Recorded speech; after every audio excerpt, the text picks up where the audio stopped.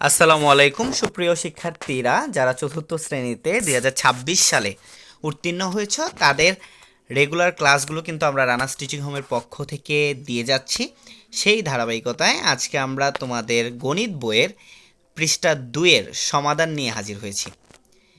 Dear students, তোমরা দেখতে পাচ্ছ যে 2 নম্বর পৃষ্ঠার প্রথমেই বলছে আরিফ সাহেব মোবাইলে পাসওয়ার্ড দিয়েছেন।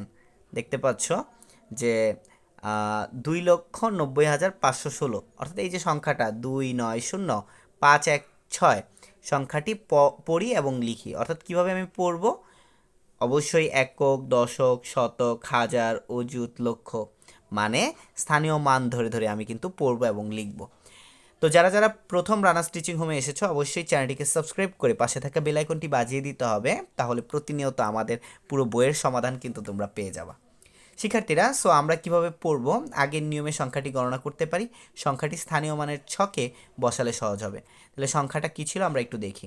সংখ্যাটা ছিল আমাদের প্রথমেই 6 ছিল ডান পাশে, এটা হচ্ছে এককের ঘরে আমরা 6 লিখলাম। তোমাদের বইয়ে করা নেই, আমরা করে দিলাম। তারপরে আমাদের রয়েছে এক হচ্ছে দশকের ঘরে, 5 হচ্ছে শতকের ঘরে, 0 হচ্ছে হাজারের ঘরে, 9 হচ্ছে অযুতের ঘরে, 2 হচ্ছে লক্ষের ঘরে। এবং আমরা কিন্তু গত ক্লাসে বলেছিলাম যে পড়ার ক্ষেত্রে এই দশক ও এককের ঘরকে একত্রে পড়তে হয়, এবং দশক ও এককের ঘর একত্রে পড়লে হয় 16।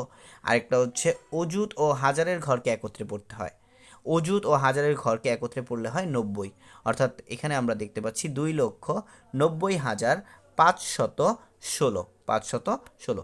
এখন সংখ্যাটি কথায় লিখি। এই যে আমরা কথায় লিখে দিয়েছি এখানে 2,90,516। এরপর আমরা 2 নম্বরটা দেখব, যেটা করে দেওয়া আছে। বাংলাদেশের একটি জেলার লোকসংখ্যা 3,1,6,9,6,1,5 জন। সংখ্যাটি আমরা কিভাবে পড়ব? সো সংখ্যাটি আমাদের পড়ার জন্য কি করতে হবে? একক, দশক, শতক, হাজার, অযুত, লক্ষ। অপেক্ষা করো, আমার কাছে একটু অন্যরকম লাগছে, তাই না? কারণ এখানে বাম দিকে 3-এর স্থানীয় মানের স্থানটি নাই। আমরা তো লক্ষ পর্যন্ত শিখছিলাম।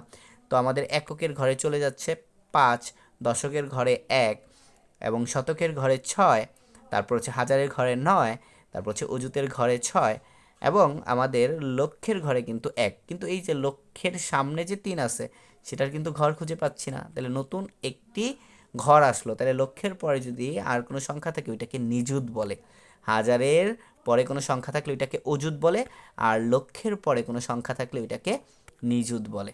আশা করি তোমরা বুঝতে পেরেছো। সো ব্যাপারটা হচ্ছে এরকম যে আমাদের হয়ে যাবে এরকম যে আমাদের এই যে অযুত ও হাজারের ঘর একত্রে পড়তে হয়, ঠিক একইভাবে নিযুত ও লক্ষের ঘরকে একসাথে পড়তে হয়। অর্থাৎ 31 লক্ষ, তারপর কত?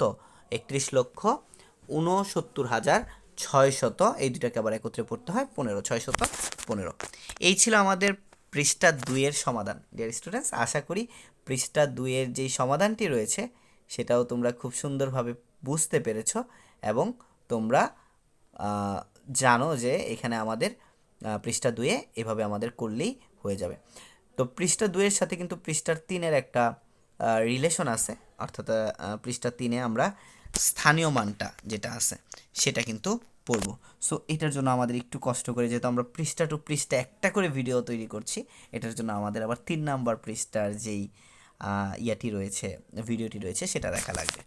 সো তোমরা পরবর্তী পার্টের ভিডিও দেখতে পাবা অতি শীঘ্রই। সবাই ভালো থাকো, সুস্থ থাকো, দেখা হচ্ছে নেক্সট ভিডিওতে। আসসালামু আলাইকুম।